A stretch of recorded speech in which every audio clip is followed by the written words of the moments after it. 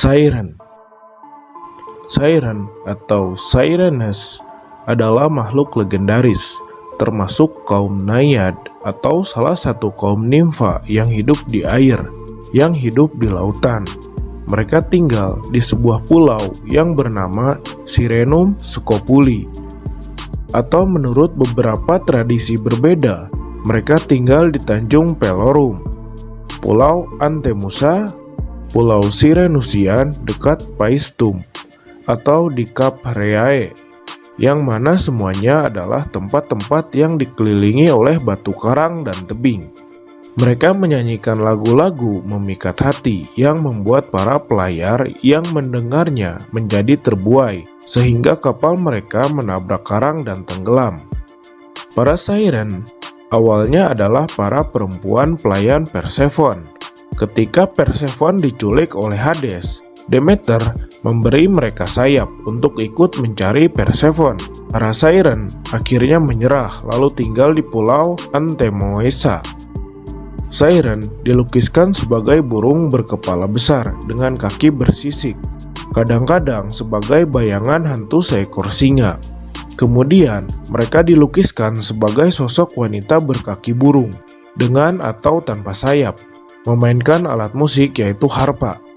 Ensiklopedia abad ke-10 menerangkan bahwa wujud Siren dari dada ke atas menyerupai burung gereja, sedangkan badan bagian bawah adalah wanita.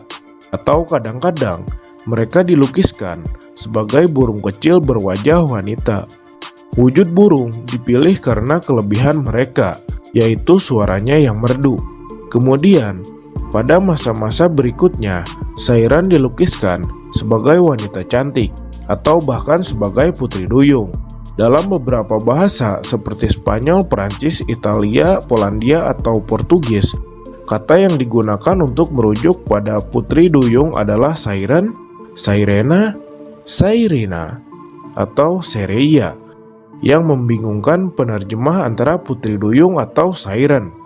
Dalam bahasa Inggris, Siren tidak selamanya berarti putri duyung. Kisah pertemuan dengan para Siren diceritakan dalam kisah Odisseia.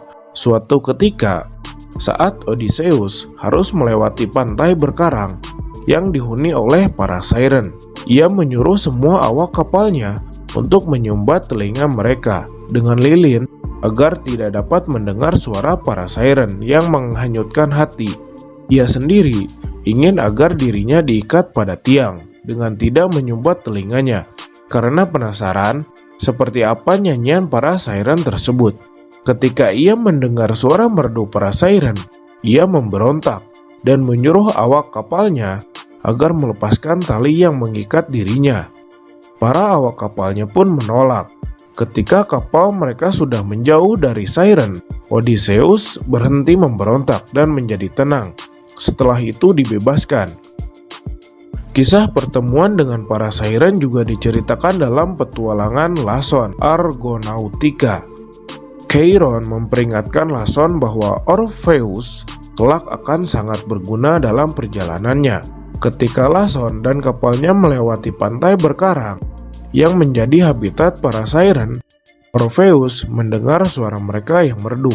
Lalu ia memainkan harpa dengan nyanyian yang lebih merdu daripada nyanyian para Siren. Karena merasa kalah, para Siren menjeburkan diri ke laut.